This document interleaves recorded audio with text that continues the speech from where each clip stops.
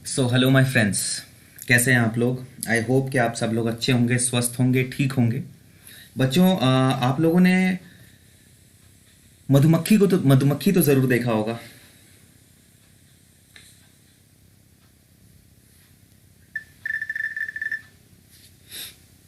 हाँ बच्चों। तो बच्चों, आप लोगों ने मधुमक्खी तो ज़रूर देखा होगा। तो आपको पता है ये मधुमक्खी जो है बेसिकली जो हमारे कोई भी एयरक्राफ्ट, जो अब तक की सबसे ज़्यादा डेवलप्ड एयरक्राफ्ट है, वो अपने पूरे वॉल्यूम, अपने पूरे वेट का 1/4 वेट ही उठा पाता है। अगर 100 किलो का कोई विमान है तो वो 25 किलो का ही वजन लेकर ट्रैवल कर सकता है, एयर में ट्रैवल कर सकता है। लेकिन ये जो मधुमक्खी होती है ना बच्चे, ये जो मधुमक्खी होती है, ये अपने बॉडी वेट के बराबर पे लोड लेकर के ट्रैवल करती है। ऑलमोस्ट बराबर। अब उसकी जितनी उसकी बॉडी वेट होती है, तो उसकी अपनी बॉडी वेट के कहीं ना कहीं बहुत करीब में, बहुत ही रिलेटेड में, वो अपने नेक्टर को कैरी करती है फूलों से अपने हाइव तक। और बच्चे, आपको पता है एक चीज, मैंने और चीज वहां पे आप ध्यान दीजिएगा, मधुमक्खी में ना, मधुमक्खी जब जाती है ना, तो उस पूरी भरी भरे हुए मतलब बाग में से वो सबसे ज्यादा कहाँ पे जाती है, वो जाएगी तो सिर्फ और सिर्फ फूल पे जाएगी। वो उसके बहुत सारे आपको वहाँ पे आपको बहुत सारे फल फल भी हैं, टहनियाँ भी हैं, पत्ते भी हैं, बट उन पे वो नहीं बैठेगी। वो कहाँ पे बैठेगी जाकर के, सिर्फ और सिर्फ अपने फूल पर, जहाँ से उसको नेक्टर मिलेगा, ज़रा सा कतरा सा उसको वहाँ से नेक्टर मिलेगा। तो इससे हमें क्या सीखने को मिलता है, इससे हमें ये सीखने को मिलता है कि हमें अपने गोल के जो की तरफ ना बहुत ओरिएंटेड रहना पड़ेगा। बहुत ही एक अलाइंड अप्रोच रखना पड़ेगा। एक दोनों आंखों की तरफ जो लगा के रखते हैं, उस तरह का एक अप्रोच चाहिए होता है हमें हमारे करियर के लिए, हमारे गोल्स के लिए। और बच्चे, वहाँ यहीं तक नहीं होता है, फिर उसके बाद जब वो वापस आती है ना, वो वेट लेकर के वो अपनी बीहाइव तक पहुंचती है, फिर वहाँ उसको स्टोर करती है। स्टोर करने के बाद फिर वो उसको दोबारा से अपने आप को फ्रेश करती है, साफ सुथरा करती है, एंड देन फिर दोबारा से वो निकल जाता है। आपको पता है 300 मधुमक्खियां, करीब 300 मधुमक्खियां मिलकर के 3 हफ्ते तक लगातार शहद इकट्ठा करेंगी, तब जाके करीब 400-450 ग्राम के करीब हनी वो इकट्ठा कर पाते हैं। तो देखिए कितनी ज़्यादा कोलैबोरेटिव वर्क है इनकी, और कितनी ज़्यादा इनके अंदर डेडिकेशन है। अपने के बॉडी वेट के करीब करीब वो पेलोड जो है, अपना वजन वो नेक्टर को कैरी करने के दौरान उठाते हैं। और उनका उनका जो मकसद होता है, वो कहीं और नहीं जाएंगे, वो सिर्फ और सिर्फ जाएंगे तो वो फूलों को ढूंढेंगे। तो हमें इस मधुमक्खी से, हमारे है ना, इस कुदरत के इस जीव से हमें कुछ सीखना चाहिए कि हमें किस तरह से अपने अपने गोल के तरफ, अपनी गोल के प्रति ओरिएंटेड और अलाइंड रहना चाहिए, फोकस्ड रहना चाहिए। तो मेरा नाम है आदिल अमीन और आप देखना शुरू कर चुके हैं वेद साइंस। बच्चों, हमने हमारे लास्ट वीडियो लेक्चर में हमने टोटल हमने रेस्पिरेटरी ऑर्गन्स कवर कर लिया था। हमने नेजल कैविटी पढ़ी, हमने फेरिंग्स पढ़ा, हमने लैरिंग्स पढ़ा, हमने ट्राकिया पढ़ा, हमने ब्रोंकियोल्स पढ़ा, हमने सेकेंडरी, टर्शरी एंड बहुत सारी ब्रांचिंग्स ऑफ ब्रोंकाई पढ़ी, एंड देन फाइनली ब्रोंकियोल्स पढ़ा, एल्वियोलार डक्ट पढ़ा, alveolar sac, and then finally alveoli को पढ़ा, हमने एल्वियोलाई को जाना। ठीक है बच्चे। तो बच्चा, आपने अभी कोरोना के बारे में बहुत सुना होगा। आपको पता है ना कि वो नेसोफेरेंजियल ट्रैक से आपके ना, है ना, आपका सैंपल कलेक्ट किया जाता है। जब आप टेस्टिंग के लिए जाएंगे ना, अगर कोरोना का टेस्टिंग होगा, तो आपके नाक के जरिए ना वो नेसोफेरेंजियल ट्रैक में, देखिए क्या होता है ना, कि मैंने आपको क्या बताया था, pharynx is a common passage for both air and food. तो उसमें क्या होता है, एक स्पेशल होता है। एडम्स एप्पल कहाँ पे होता है बच्चे, वो लैरिंग्स में होता है। एडम्स एप्पल के ऊपर एक रीजन होता है ना, उसको नेसोफेरेंजियल स्पेस कहते हैं ना। तो वहां पर से बेसिकली एक स्वैब डाल करके वहां से क्या निकाला जाता है, हमारा एक सैंपल निकाला जाता है। और उस सैंपल को फिर हम फर्दर उसके अंदर से, आपको पता है ना कि जो अभी जो कोरोना वायरस हमें इन्फेक्ट कर रहा है, उसके अंदर आरएनए होता है। उस आरएनए को हम एक्सट्रैक्ट करते हैं, फिर उसको हम आरटीपीसीआर लगा करके टेस्ट करते हैं कि ये एक्चुअली वहां पे हो, आरटीपीसीआर अगर हो रही है तो आप इन्फेक्टेड हैं। अगर आरटीपीसीआर नहीं हो पा रही, जो पीसीआर का जो मकसद है, अगर वो नहीं हो पा रहा, तब आप इन्फेक्टेड नहीं है। अगर हो रहा है तो आप इन्फेक्टेड हैं। तो बच्चा, यही वो नेसोफेरेंजियल ट्रैक है, जहां से एयर भी ट्रैवल करती है और आपका मुंह भी, फूड भी ट्रैवल कर सकता है। तो इसीलिए आप मुंह से भी सांस ले पाते हो। और कभी कभी आप देखोगे कि सिर्फ नेजल वाले से नहीं बच सकते, कि कभी कभी है ना माउथ वाले रीजन से भी ना सैंपल कलेक्ट किया जाता है, क्योंकि दोनों का कलेक्टिव जंक्शन तो वहीं पे होता है ना। इसी वजह से वहीं से सैंपल कलेक्ट किया जाता है। तो बच्चे हमने ऑर्गन्स को कवर कर लिया था, आज हम कवर करते हैं कि मैकेनिज्म ऑफ ब्रीदिंग कैसे होती है, हम एक्चुअली कैसे ब्रीद इन करते हैं और कैसे ब्रीद आउट करते हैं, और ये जब चीज़ें नहीं हो पाती तो कैसे हम वेंटिलेटर हमें लगाना पड़ता है, हमें ऑक्सीजन बाहर से सप्लाई करना पड़ता है। अभी हम अगर दिल्ली की बात करें, पूरे देश की बात करें, हर तरफ महामारी फैली हुई है, लोग वेंटिलेटर्स के लिए तड़प रहे हैं, ऑक्सीजन के लिए, ऑक्सीजन की कमी से, वेंटिलेटर की कमी से मर रहे हैं। ठीक है, तो आज मैं बच्चों आपको वेंटिलेटर के बारे में भी बताऊंगा कि वेंटिलेटर एक्चुअली क्यों उसकी ज़रूरत पड़ जाती है और वो कैसे एक्ट करती है। और मैंने आपको पिछले वाली वीडियो लेक्चर्स में आपको ये भी बताया था कि एक्चुअली हम जब जब इनहेल करते हैं तो उसके अंदर क्या क्या होता है, कि कैसे एयर को की स्पीड को कम किया जाता है, कैसे एयर को मॉइस्चराइज किया जाता है, और कैसे बाहर के पार्टिकल्स को रोका जाता है। एंड देन फाइनली फिर वो कहाँ पे, ट्रैकिया से होते हुए, ब्रोंकियल्स में होते हुए, एल्वियोलर डक्ट से होते हुए एल्वियोलाई तक पहुंचती है, और एल्वियोलाई में गैसियस एक्सचेंज होता है, जहां पर डिफ्यूजन प्रोसेस के थ्रू हायर कॉन्सेंट्रेशन से लोअर कॉन्सेंट्रेशन ऑक्सीजन और कार्बन डाइऑक्साइड का हो जाता है। तो ये बेसिक प्रोसीजर होता है बच्चा। सो बेसिकली आज आप समझेंगे कि ये ओवरऑल मैकेनिज्म, एनाटॉमी क्या है, हम कैसे बेसिकली इनहेल करते हैं, कैसे एक्सहेल करते हैं।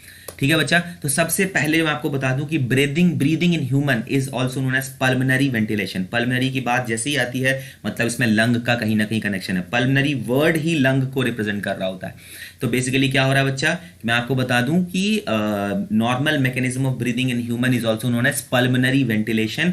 और ये होता किस वजह से बच्चा, प्रेशर के ग्रेडियंट से। मैं आपको आगे बढ़ने से पहले मैं बता दूं बच्चे कि एयर का जो मूवमेंट होता है ना बच्चे, हमेशा याद रखिएगा हाई प्रेशर से लो प्रेशर की तरफ होता है। कहां होता है, हाई प्रेशर से हमेशा लो प्रेशर की तरफ होता है। हाई प्रेशर कब होगा बच्चे, जब हवा में दबाव होगा। हवा जब ठंडी होती है ना बच्चा, हवा जब बिल्कुल ठंडी होगी तो इसके इंटरमॉलिक्यूल, उसके जो मॉलिक्यूल्स हैं वो इंटरमॉलिक्यूलर स्पेस कम हो जाता है, तो इस पर मॉलिक्यूल पे प्रेशर बढ़ जाता है। इसीलिए हवा में दबाव, जब हवा ठंडी होगी तो हवा में दबाव बढ़ेगा और हवा का प्रेशर बढ़ेगा। तो वहीं से फिर हवा जो है तेजी से निकलेगी और अपने आप प्रेशर को कम करना चाहेगी, तो वो गर्म हवा की तरफ आगे बढ़ेगी। तभी आप देखते हैं कि ठंडी ठंडी हवाएं गर्मी के दिन में आपकी तरफ ठंडी ठंडी हवाएं चलती हैं।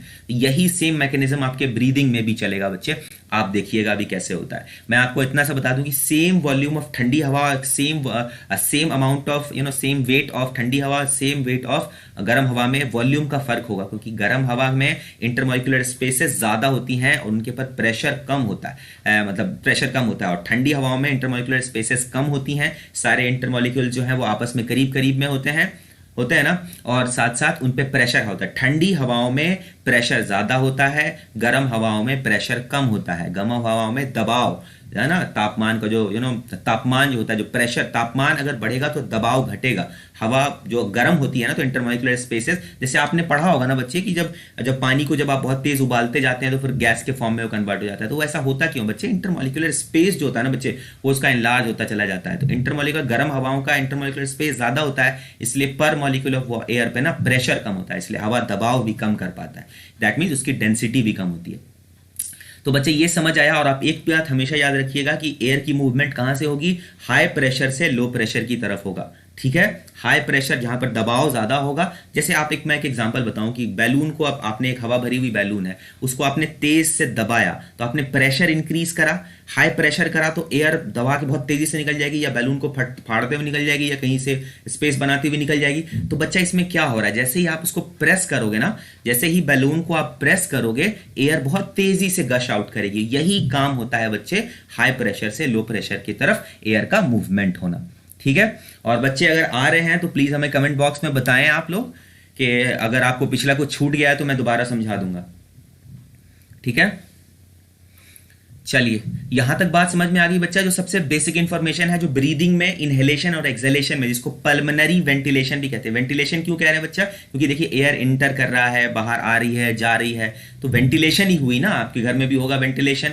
क्या वेंटिलेशन आप देखते होंगे कि वेंटिलेशन हमें ना छत के ऊपर की तरफ लगाई जाती है, ताकि हवा जब गर्म हो, प्रेशर कम हो, तो वो ऊपर चली जाए और बाहर से ठंडी हवा फिर आपके रूम में एंटर कर जाए। तो यही मेन प्रोसीजर होता है बच्चे ब्रीदिंग के अंदर भी, प्रेशर, हाई प्रेशर से लो प्रेशर की तरफ एयर का मूवमेंट।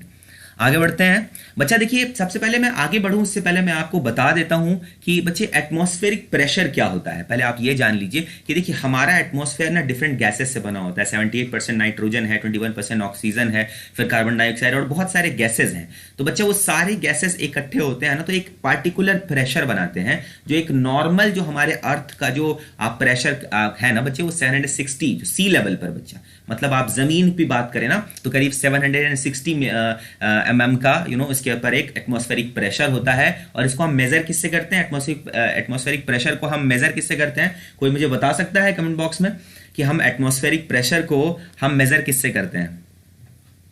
हम किससे मेजर करते हैं? कोई बता सकता है? यहां लिखा हुआ भी है, इसको हम बैरोमीटर से मेजर करते हैं, बैरोमीटर से मेजर करते हैं।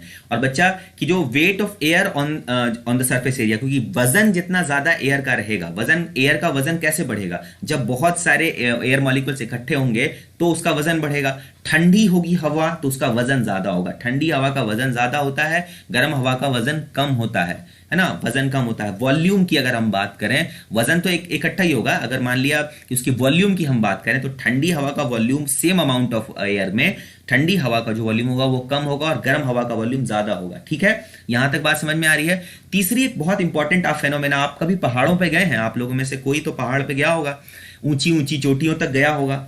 आप में से अगर कोई भी अगर उस ऊंची चोटियों तक गए होंगे तो आपको जरूर ना कभी कभी ब्रीदिंग में डिफिकल्टी हुई होगी।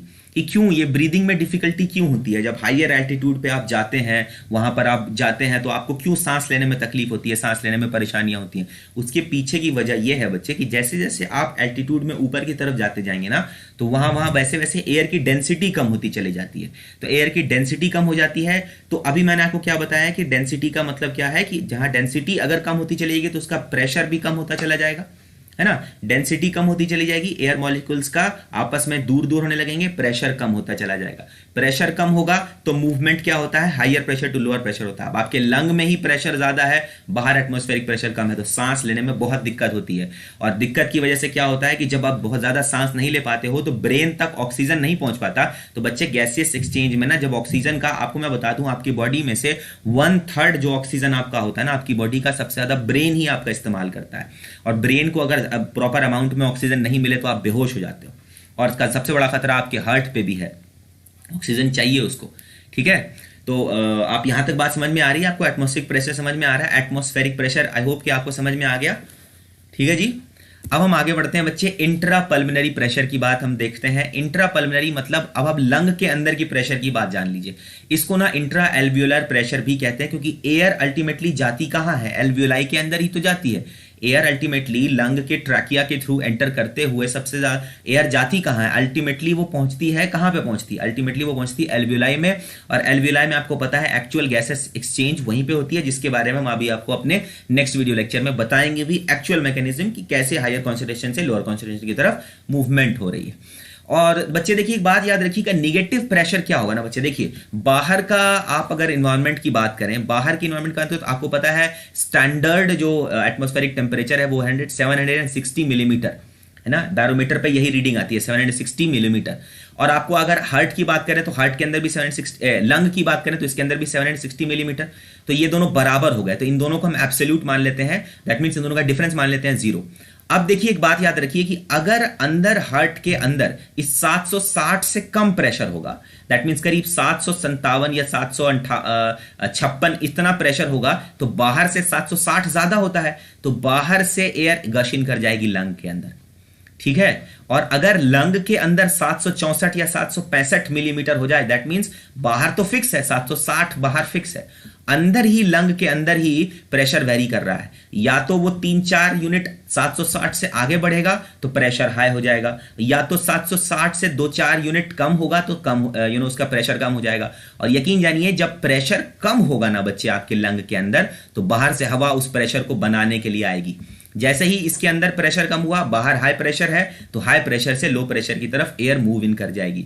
और जैसे ही यहां 760 mmHg से अगर आपका जो प्रेशर है वो बढ़ जाता है, करीब 764 हो जाता है, 765 हो जाता है, तो आपके लंग से जो एयर है ना वो बाहर एक्सपेल आउट हो जाएगी।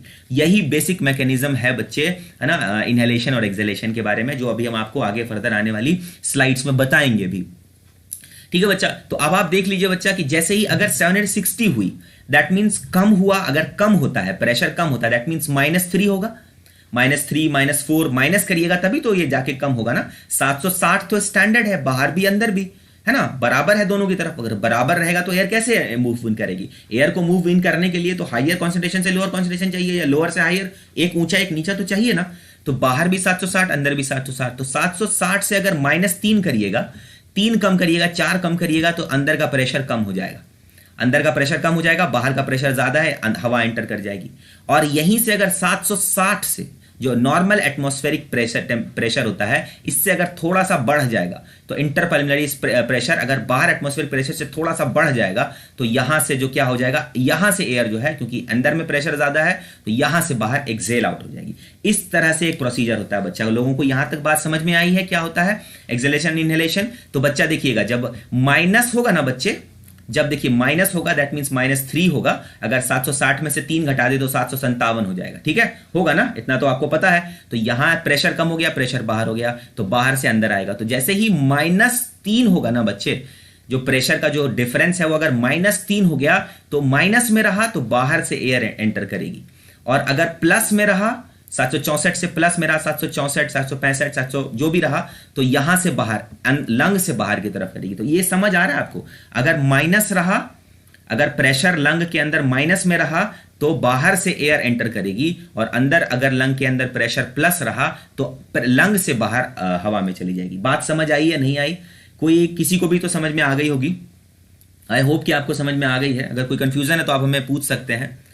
ठीक है, बच्चे हम आगे बढ़ते हैं। The pressure that is equal to the atmospheric pressure is expressed as 0। देखिए बच्चा, इसमें 0 कंसीडर किया जा रहा है, क्योंकि बाहर भी वही है, अंदर भी वही है, दोनों का माइनस कीजिए तो कोई मूवमेंट तो होगी नहीं, इसलिए इसको 0 कंसीडर करते हैं। अगर -3 रहा, अगर 760 से 3 कम हुआ, प्रेशर कम हुआ, तो बाहर से एंटर करेगा। और अगर प्रेशर बढ़ा, दैट मींस +4 हुआ या नॉर्मल 4 हुआ, तो लंग से एयर को बाहर कर दिया। तो इसी को कहते हैं हम इंट्रापल्मोनरी प्रेशर, जिसका की एसोसिएशन एटमॉस्फेरिक प्रेशर से भी है, प्रेशर से ही है इनफैक्ट। समझ आया? एटमॉस्फेरिक प्रेशर समझ में आ गया आपको। इंट्रापल्मोनरी प्रेशर मतलब आपके फेफड़े के अंदर एयर का कितना प्रेशर बना हुआ है।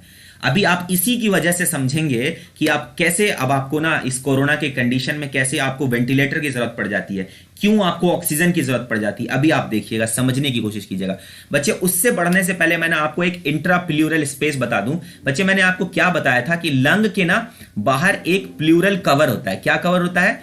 एक प्लूरल कवर होता है। और उसका ना बाहर वाला एक ना विसरल प्लूरा होता है, और अंदर वाला जो होता है वो पेराइटल प्लूरा होता है। देखिए, अंदर वाला जो है ना विसरल प्लूरा, और बाहर वाला पेराइटल प्लूरा। जो आपको नाम आप याद रखें तो अच्छी बात है, नहीं तो कोई बात नहीं। बट उसके बीच की एक कैविटी आप देखिए, इसको कहते हैं हम प्लूरल कैविटी।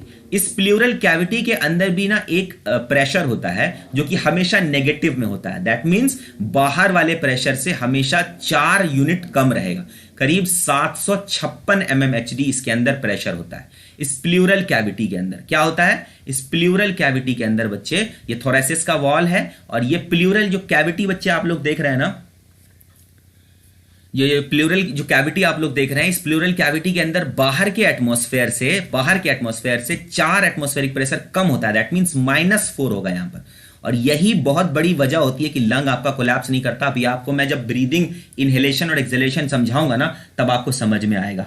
ठीक है, यहां तक बात समझ में आ गई? गफूरुल अमीन अहमद, हेलो बच्चे, हेलो। चलिए, यहां तक बात समझ में आ गई। और एक बात याद रहे कि इंट्रा एल्व्यूलर, इसी को हम ना बच्चे जो इंट्रा पल्मोनरी प्रेशर को ही ना हम इंट्रा एल्व्यूलर प्रेशर भी कहते हैं। और ये हमेशा जो इंट्रा प्लूरल प्रेशर जो होता है, ये जो प्लूरा जो लंग को बाहर से कवर्ड किया रहता है ना, उसके कैविटी के अंदर जो प्रेशर होता है बच्चे, वो हमेशा माइनस होता है। दैट मीन्स जो एल्व्यूलर जो प्रेशर था ना, उससे कम रहता है। समझ आया?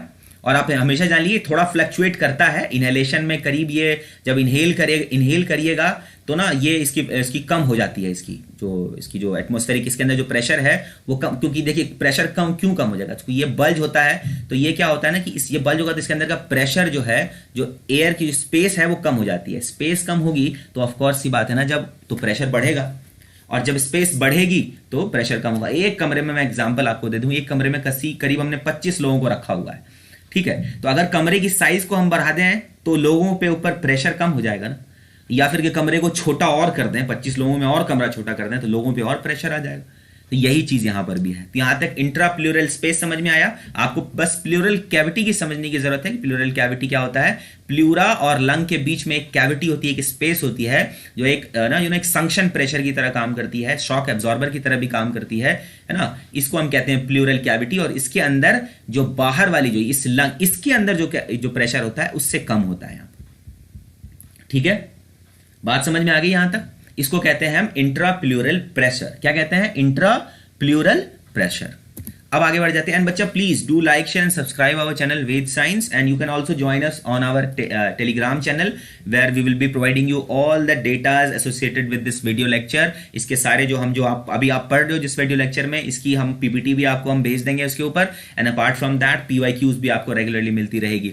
तो आप रेगुलरली इस वीडियोस को देखते रहें, टेलीग्राम पर बने रहें। देखिए, टेलीग्राम पर बने रहना बहुत जरूरी है, क्योंकि देखिए आप क्या होता है कि इस वीडियो लेक्चर को आप पढ़ते हो और देखते हो, सुनते हो, समझते हो, एंड देन फाइनली फिर क्या करते हो कि उसके बाद आप क्या करते हो कि आप इसकी PYQs बनाते हो या फिर कि ये PPTs को दोबारा से पढ़ लेते हो। इससे बहुत आसानी हो जाती है बच्चे।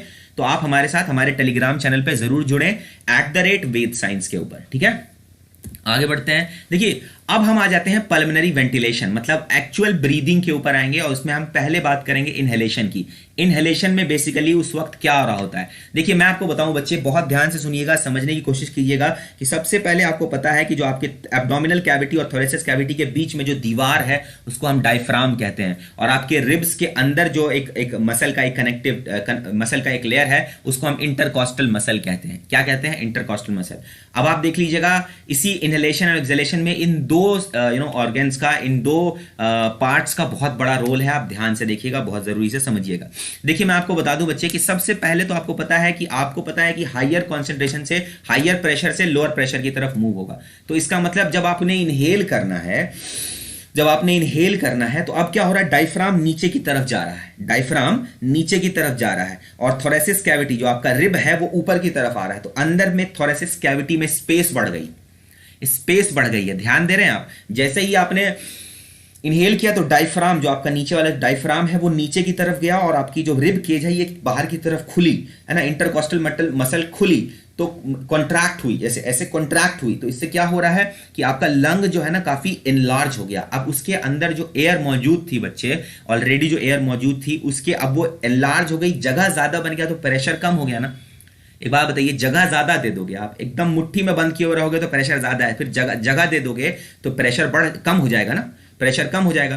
तो जैसे ही जगह बहुत बन गई तो प्रेशर लोगों पे कम हो गया, एयर मॉलिक्यूल पे प्रेशर कम हो गया, तो लंग के अंदर प्रेशर कम हो गया। तो अब प्रेशर कम हो गया है और बाहर एटमॉस्फेयर में प्रेशर ज्यादा है, तो ऑफ कोर्स आप जानते हैं कि वो नेजल कैविटी से होते हुए कहां तक पहुंचेगा? ट्रैकिया से होते हुए, आपके ब्रोंकाइल से होते हुए आपके एल्वेओलाई तक पहुंच जाएगा, एल्वेओलाई तक पहुंच जाएगा। तो यही प्रोसीजर है बच्चे कि जैसे ही डायफ्राम नीचे जाएगा, एक हम देखिए मतलब लोअर प्रेशर यहां पे कैसे क्रिएट करते हैं।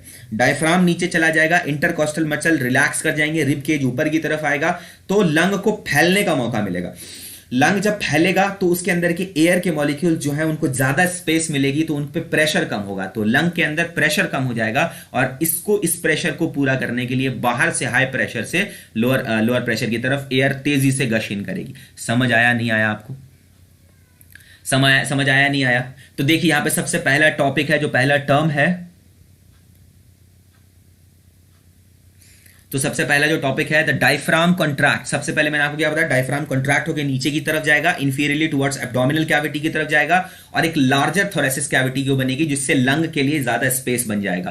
दूसरा जो है contraction of the intercostal muscle, वो कॉन्ट्रैक्ट करेगा और rib cage upward and outward की तरफ खुलेगी, जिससे थोरेसिस कैविटी का वॉल्यूम बढ़ जाएगा और लंग को ज्यादा फैलने का मौका मिलेगा। और adhesive force of the pleural fluid, जो भी मैंने आपको क्या बताया, जो प्लूरल फ्लूइड, जो प्लूरल कैविटी के अंदर नहीं, प्लूरल कैविटी के अंदर और लंग के अंदर प्लूरल फ्लूइड होता है, ठीक है, तो वो क्या करता है? वो भी फैलने में हेल्प करता है। तो वो हेल्प करता है तो एरिया बढ़ जाती है। Number of volume of air तो उतना ही है, वॉल्यूम ऑफ एयर बढ़ गया, वॉल्यूम बढ़ गया तो प्रेशर कम हो गया। वॉल्यूम बढ़ गया तो प्रेशर कम हो गया, तो प्रेशर को पूरा करने के लिए एयर जो है वो नेजल कैविटी के थ्रू गश इन कर जाएगा। This increase in volume lead to the decrease in intra alveolar pressure. अब देखिए जो क्या होता है कि वॉल्यूम इंक्रीज हो गया तो इंट्रा एल्वुलर जो आपके एल्वुलाइज में जो एयर के प्रेशर, जो एयर के मॉलिक्यूल्स थे उन पे प्रेशर कम हो गया, तो आपके लंग में अल्टीमेटली प्रेशर कम हो गया, तो बाहर से एटमॉस्फेरिक प्रेशर से जो है ना, प्रेशर ग्रेडियंट की वजह से है ना, वाटर जो है वो तेजी से आपके लंग में एंटर कर जाएगी। तो आपको आई होप के इनहेलेशन समझ में आ गया होगा। Protic, thank you so much बच्चे, इनिशिएट किया हमने, फिक्र ना करें, वक्त के साथ सब बदलता है, वी आर वर्किंग हार्ड। और अगर आप प्रोटेक आप इस चीज़ को देख रहे हैं तो it's your responsibility as well कि आप भी इसको आगे तक पहुंचाएं, जो बच्चे वाकई इसकी ज़रूरत है रखते हैं आप उन तक उसको पहुंचाएं। And please do like share and subscribe our channel as well, प्रोटेक। Thank you so much, please do watch till the end. हाँ, so the next is pulmonary ventilation का दूसरा वाला पार्ट, जिसको हम एक्सपिरेशन कहते हैं बच्चे। यहां पर जो है एयर जब एक्सपेल आउट होगा, एक्सपिरेशन होगा, तो बच्चे मैंने आपको क्या बताया था, जब प्रेशर आपके लंग के अंदर बहुत ज्यादा होगा बाहर के एटमॉस्फेरिक प्रेशर से, तो फिर आपके लंग की एयर जो है वो गश आउट करेगी बाहर में। अब यहां से दोबारा से बात समझिएगा, सेम प्रोसीजर है। जो डायफ्राम आपके एब्डोमिनल कैविटी की तरफ बढ़ी थी रिलैक्स होकर के, और ये इस तरह से फैली थी, अब वापस से ये सारे आगे की तरफ मुड़ेगी, डायफ्राम ऊपर की तरफ आएगा, तो क्या करेगा वो, क्या करेगा, उसको लंग को दबा देगा, प्रेशराइज करेगा, तो लंग की ना थोरेसिस कैविटी में एरिया कम हो जाएगी, लंग सप्रेस होगा, सप्रेस होगा तो जगह छोटी होगी, जगह छोटी होगी तो एयर पे प्रेशर बढ़ेगा, तो एयर पे जब प्रेशर बढ़ेगा इतना बढ़ेगा कि वो बाहर के एटमॉस्फेरिक प्रेशर से ज्यादा हो जाएगा, तो ऑब्वियसली बात है फिर आप क्या करोगे, एयर को गश आउट कर दोगे। समझ आ रहा है? तो मेंटेन द प्रेशर, और यही मेंटेनेंस ऑफ प्रेशर में आप इनहेलेशन और एक्सहेलेशन करते रहते हो। ठीक है बच्चा, तो इसमें क्या हो रहा है, डायफ्राम कॉन्ट्रैक्ट कर रहा है और मसल भी रिलैक्स कर रही है, इंटरकॉस्टल मसल रिलैक्स कर रही है। ठीक है, अभी ध्यान रहे, डायफ्राम पहले रिलैक्स कर रही थी, इनहेलेशन में डायफ्राम रिलैक्स कर रही थी, नीचे एब्डोमिनल कैविटी की तरफ जा रही थी, इंटरकॉस्टल मसल है ना, डायफ्राम, एक सेकंड, डायफ्राम जो था वो नीचे की तरफ कॉन्ट्रैक्ट कर रही थी, और इंटरकॉस्टल मसल भी जो है बेसिकली कॉन्ट्रैक्ट कर रही थी। यहां पर दोनों जो है वो दोनों दोबारा से रिलैक्स मोड पर आ रहे हैं, तो रिलैक्स मोड पर आए तो थोरेसिस कैविटी के अंदर में जगह कम बन रही है, उस जगह कम बनने की वजह से लंग के ऊपर प्रेशर बढ़ रहा है, तो उसके अंदर प्रेजेंट एयर पर प्रेशर बढ़ रहा है। दैट मीन्स उससे क्या हो रहा है कि प्रेशर बढ़ रहा है लंग के अंदर, और प्रेशर बढ़ने की वजह से वो बाहर एटमॉस्फेरिक प्रेशर से ज्यादा हो गया, और इस वजह से लंग के अंदर से एयर जो है वो गश आउट कर गई। ठीक है, अब एक बात देख लीजिए, intrapulmonary pressure rises above atmospheric pressure creating a pressure gradient that causes air to leave the lung. तो यहां तक बच्चों को बात समझ में आ गई कि इस तरह से है ना लंग से जो है वो एयर जो है वो वापस निकल जाती है। It's all depends on the pressure, pressure पे करती है। यहां तक बच्चों को बात समझ में आ गई है, आई होप के बच्चों को बात समझ में आ गई है। हम आगे बढ़ने की बात करते हैं बच्चे। अब आप एक जरूरी और बहुत ही अहम चीज आप देखिए, जिसको कि हम वेंटिलेटर कहते हैं बच्चा। ये वेंटिलेटर बच्चे क्या होता है ना कि जब आप किसी रेस्पिरेटरी डिसऑर्डर से आप जूझ रहे हो, स्पेशली जब कोरोना के कंडीशन में जब आप देख रहे हो कि लंग पे बहुत ज्यादा इफेक्ट पड़ता है, तो ना एक्चुअली आपको क्या है कि आपके बॉडी को ऑक्सीजन हमेशा चाहिए होता है। तो ऑक्सीजन कैसे पूरी होती है आपको पता है ना कि ब्रीदिंग प्रोसेस के थ्रू ही, जब आप ऑक्सीजन रिच ऑक्सीजनेटेड एयर को जब आप लेते हो तो एल्वियोलाई में उसके अंदर गैसेस एक्सचेंज होता है, और वहां से वो ब्लड से पूरी बॉडी में ट्रांसपोर्ट की जाती है। और oxygen is a very important requirement for different parts होता है, क्योंकि सारी बॉडी पार्ट्स को वर्क करना है तो उसको एटीपी चाहिए होता है। तो एटीपी उसको कैसे मिलेगी, एटीपी तो मिलेगी रेस्पिरेशन प्रोसेस के थ्रू ना, उसके लिए ऑक्सीजन जरूरी है। तो अब क्या होता है ना बच्चे, जब आपकी लंग जो है वो खराब हो जाती है, इंफेक्टेड हो जाती है, एल्वियोलाई में क्या हो जाता है कि वाटर का थिक म्यूकस डेवलप हो जाती है, आप प्रॉपर्ली सांस नहीं ले पाते हो। और जब देखिए उसमें क्या होता है कि पहले तो क्या होता है कि ना सिंपली क्या होता है कि बहुत तेजी से एक स्पीड में ऑक्सीजन को आपके बॉडी में प्रोपेल किया जाता है, तो उससे हो सकता है। यानी अगर बहुत ज्यादा सीवियर कंडीशन हो तब आपको वेंटिलेटर पे रखना पड़ता है। वेंटिलेटर पे कैसे रखते हैं, उसमें एक एंडोट्रैकियल ट्यूब को आपके ट्रैकिया में डाला जाता है, और बाहर से बच्चे एयर को पुश इन किया जाता है। और एयर को ऐसे ही नहीं पुश इन किया जाता है, एयर को पहले ह्यूमिडिफाई किया जाता है, नॉर्मल बॉडी टेम्परेचर पर लाया जाता है, और तब फिर उसको सीधे लंग तक पुश, क्योंकि आपके पास, क्योंकि उसके अंदर एल्वियोलाइज में क्या होता है ना कि पानी भर जाता है, तो उतनी तेजी से आप सांस नहीं ले पाते हो, सांस रुकने लगती है। तो वेंटिलेटर हेल्प करता है कि आपके ऐसा पार्ट लंग की तरह हेल्प करता है, वो प्रेशर को बनाए रखता है, एल्वियोलाई तक एयर को पुश करता रहता है।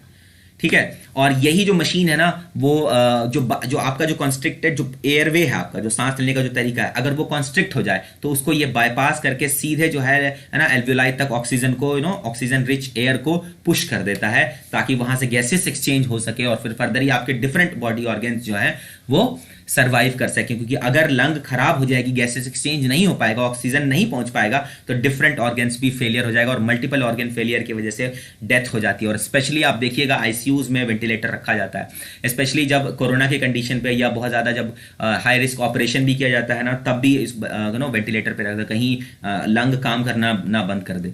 ठीक है, तो बेसिकली वेंटिलेटर का ये होता है। वेंटिलेटर में बच्चे क्या होता है ना कि एक ह्यूमिडिफायर होता है और एक एक पॉजिटिव प्रेशर ग्रेडियंट क्रिएट की जाती है, एक निगेटिव प्रेशर ग्रेडियंट की जाती है। तो पहले तो एयर को पुश इन किया जाता है, फिर वापस एयर को निकाला भी जाता है।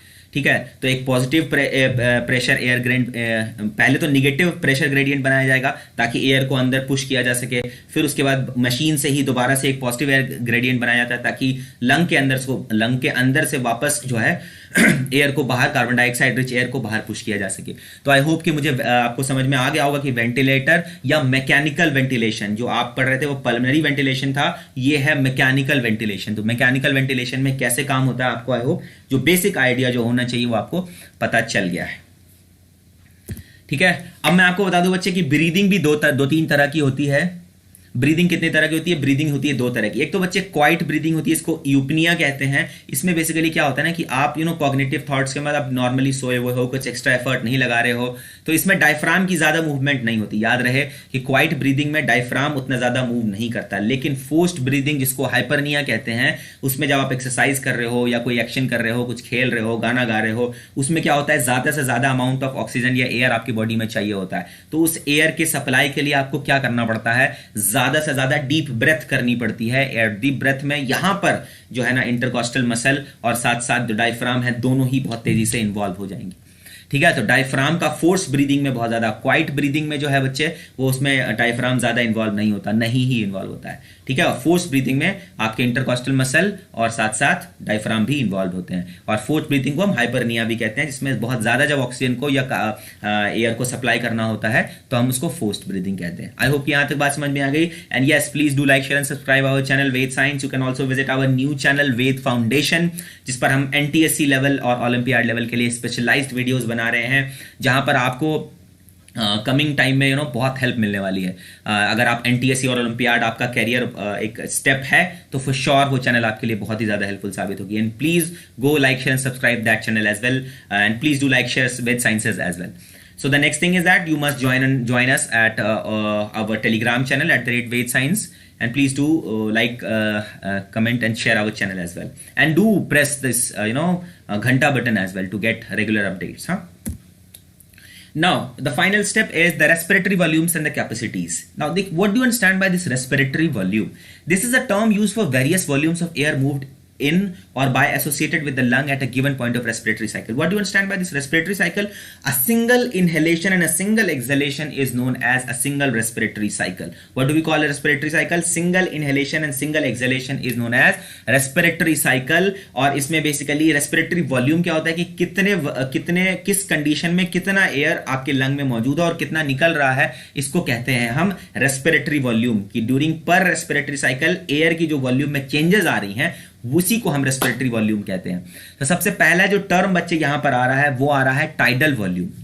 टाइडल वॉल्यूम देखिए क्या होता है कि टाइडल वॉल्यूम क्या होता है, amount of air that normally enters the lung. देखिए जब चुपचाप आप बैठे हो, सो रहे हो, तो जितना अमाउंट ऑफ एयर आपकी बॉडी में एंटर कर रहा होता है ना, उसको हम टाइडल वॉल्यूम करते हैं। और आप अपनी टाइडल वॉल्यूम को बढ़ा भी सकते हो। वो आप कैसे कर सकते हो? टाइडल वॉल्यूम कैसे बढ़ेगी? टाइडल वॉल्यूम बढ़ेगी कि जब आप वर्कआउट वगैरह करोगे, जब आप एक्सरसाइज वगैरह करोगे, है ना, कार्डियोवैस्कुलर एक्सरसाइजेस करोगे, तो उससे क्या होगा कि आपका बॉडी का टाइडल वॉल्यूम बढ़ जाएगा। तो पर जो ब्रीदिंग जो अमाउंट ऑफ एयर आप इनहेल कर रहे हो वो बढ़ जाएगा, तो ऑक्सीजन का लेवल बढ़ेगा। ऑक्सीजन का लेवल आपके ब्लड में बढ़ेगा तो आपके ब्रेन, आपको पता है कि सबसे ज्यादा ऑक्सीजन कौन यूज करता है आपके ब्रेन के बॉडी के अंदर? वो ब्रेन ही इस्तेमाल करता है। तो वही ब्रेन इस्तेमाल करेगा, ऑक्सीजन ज्यादा से ज्यादा इस्तेमाल करेगा, तो वो बेटर से बेटर परफॉर्म करेगा, फंक्शन करेगा। तो इससे आपकी कॉग्निटिव एबिलिटीज बढ़ जाएगी, सोचने समझने की क्षमता आपकी बढ़ जाएगी। दूसरा जो इंपॉर्टेंट टर्म है यहां पर, inspiratory reserve volume is produced as a deep inhalation. जब आप देखिए टाइडल वॉल्यूम तो है ही है, नॉर्मली आप सांस ले रहे हो, लेकिन जब आप बहुत गहरी सांस लेते हो ना, उतना वॉल्यूम से ज्यादा, टाइडल वॉल्यूम से तो कहीं ज्यादा लोगे, है ना, this extra volume that can be brought into the lung during a forced inspiration. तो ये एक बात है, इंस्पिरेटरी रिजर्व वॉल्यूम देखिएगा is a produced by a deep inhalation. याद रहे कि जब बहुत ज्यादा डीप इनहेल कर रहे हो past as a tidal inspiration, जो टाइडल वॉल्यूम आपकी बॉडी का जो नॉर्मली आप क्वाइट ब्रीदिंग पे लेते हो उससे कहीं ज्यादा, तो उसको आप कहते हैं फोर्स्ड इंस्पिरेशन। फोर्स्ड इंस्पिरेशन या इंस्पिरेटरी रिजर्व वॉल्यूम कि एक बार में मैक्सिमम आप कितना वॉल्यूम ऑफ एयर ले सकते हो, मैक्सिमम। और एक्सपिरेटरी का मतलब होता है एक बार में आप कितना मैक्सिमम जो है आप एक्सहेल कर सकते हो, उसको एक्सपिरेटरी रिजर्व वॉल्यूम कहते हैं। एक बार में मैक्सिमम जितना आप ले सकते हो अलोंग विद टाइडल वॉल्यूम, उसको कहते हैं आप, है ना, ऑफ कोर्स क्वाइट ब्रीदिंग में जब आप इतना ले रहे हो तो इंस्पिरेटरी जब फोर्स लगा करके लोगे तो ऑफ कोर्स आपको पता है ना कि ज्यादा से ज्यादा एयर ही आपके अंदर जाएगा। एक्सपिरेटरी रिजर्व वॉल्यूम में क्या हो रहा है बच्चे, कि इसमें क्या हो रहा है ना कि आप फोर्सफुली जब बहुत ज्यादा एयर को अपने बॉडी से, लंग से एक्सहेल आउट करोगे ना, तो मैक्सिमम जो कर सकते हो, जो तुम मैक्सिमम कर सकते हो वो एक्सपिरेटरी रिजर्व वॉल्यूम कहलाती है। जो सबसे ज्यादा, जो फोर्स लगा करके अगर ज्यादा से ज्यादा हवा दिल फेफड़े में भरनी है तो वो इंस्पिरेटरी रिजर्व वॉल्यूम कहलाएगी। और फोर्स लगा करके जब आप प्राणायाम करोगे, ऐसे वाला जो होता है ना प्राणायाम, तो प्राणायाम जब करोगे तो अब कितना ज्यादा वॉल्यूम आप अपने अंदर ले सकते हो लंग के अंदर और कितना वॉल्यूम ऑफ एयर आप एक्सहेल आउट कर सकते हो, तो मैक्सिमम जो कैपेसिटी होगी वो इंस्पिरेटरी रिजर्व वॉल्यूम कहलाएगी। और जो मैक्सिमम एक्सहेलेशन कैपेबिलिटी होगी आपके बॉडी की, आपके लंग की, वो एक्सपिरेटरी रिजर्व वॉल्यूम कहलाएगी। क्या कहलाएगी? एक्सपिरेटरी रिजर्व वॉल्यूम कहलाएगी। आई होप कि यहां तक बात समझ में आ गई है। चलिए अब रेजिडुअल वॉल्यूम को समझने की कोशिश कीजिएगा बच्चे, कि this is the air left in the lung if you exhale as much air as possible. जितना ज्यादा, देखिए आपने क्या करा, एक्सपिरेटरी रिजर्व वॉल्यूम क्या बताया था कि कितना अमाउंट ऑफ एयर आप फोर्सफुली एक्सहेल आउट कर सकते हो। तो यहां पर क्या है कि जितना आपने फोर्सफुली एक्सहेल आउट कर दिया तो उसके बाद कितना वॉल्यूम आपके एयर की वॉल्यूम आपके बची आपके लंग के अंदर, तो वो कहलाती है रेजिडुअल वॉल्यूम। तो यही रेजिडुअल वॉल्यूम का बहुत बड़ा रोल है कि अगर आप परफॉर्म करना चाहते हो कार्डियोवैस्कुलर एक्टिविटीज में तो आपको अपनी टाइडल वॉल्यूम बढ़ानी पड़ेगी। टाइडल वॉल्यूम बढ़ेगी तो आपकी रेजिडुअल वॉल्यूम भी बढ़ेगी, तो आप लॉन्ग रन तक दौड़ सकते हो ना, हांफते हुए गिर नहीं जाओगे। इसलिए अगर रेजिडुअल वॉल्यूम बढ़ानी है तो धीरे धीरे धीरे करके आपको कार्डियोवैस्कुलर एक्सरसाइजेस में पार्टिसिपेट करना पड़ेगा, रनिंग करनी पड़ेगी, जॉगिंग करनी पड़ेगी।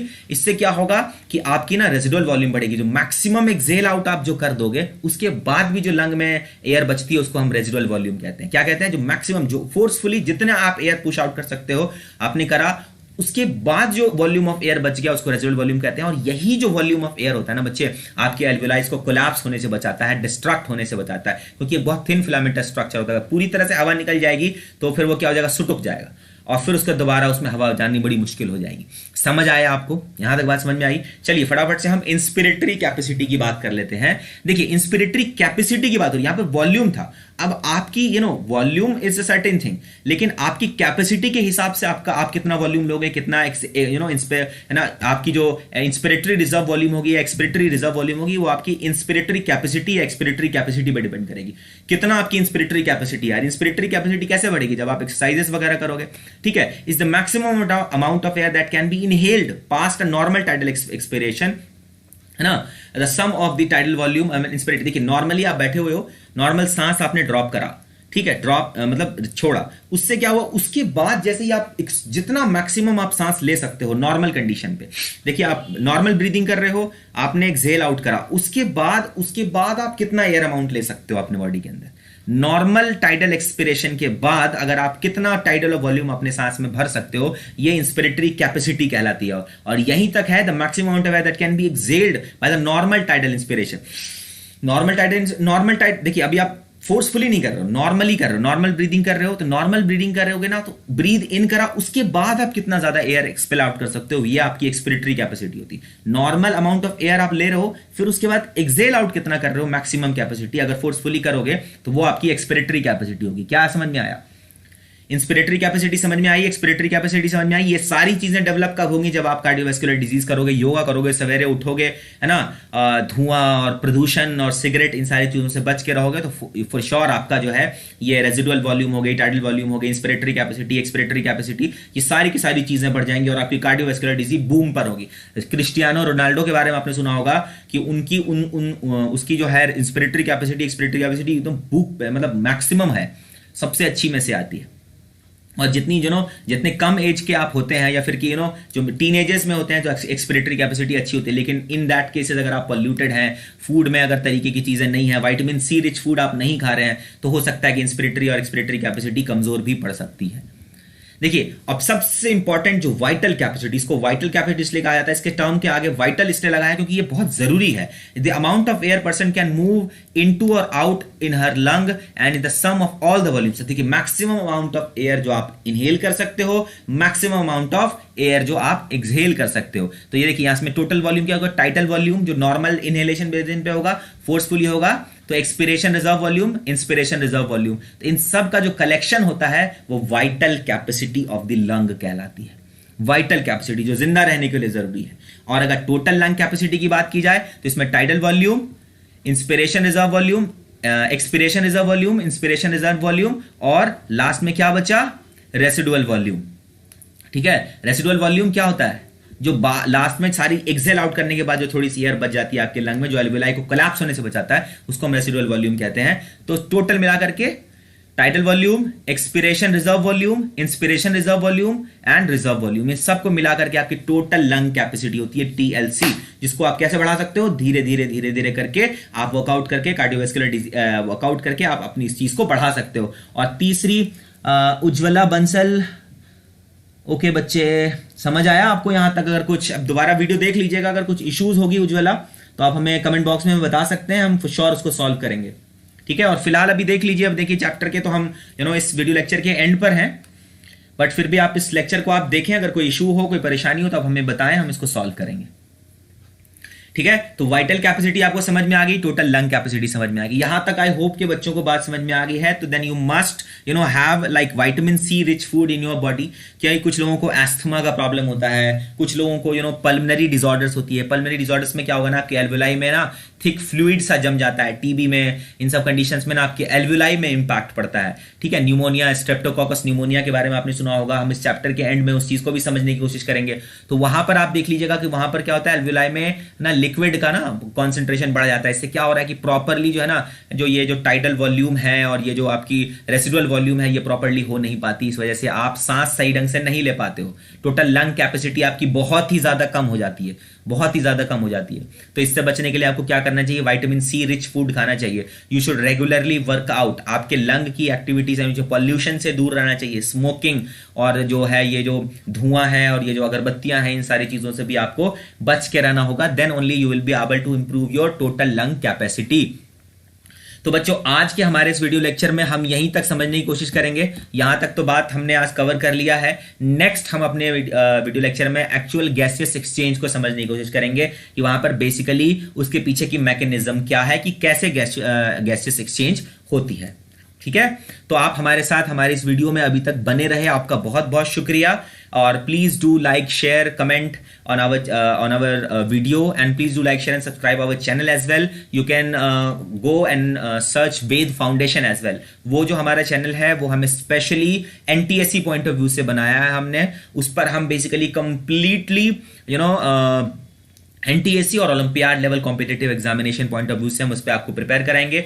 यहीं से सारी वीडियोस हम धीरे धीरे उसकी तरफ चलेंगे, बट फिलहाल आप हमारे उस चैनल को जाके देखें, उसको लाइक, शेयर एंड सब्सक्राइब जरूर करें, एंड साथ साथ बेल आइकन को भी जरूर दबाएं, ताकि आपको रेगुलरली हमारी अपडेट्स मिल जाएगा। और रेगुलर अपडेट से मुझे एक बात आपको बतानी है कि हमारे यहाँ रेगुलरली 3 रेगुलर हर रोज, इनफैक्ट वेद साइंसेस के ऊपर हमारे पास 3 रेगुलर लाइव क्लासेस आती हैं।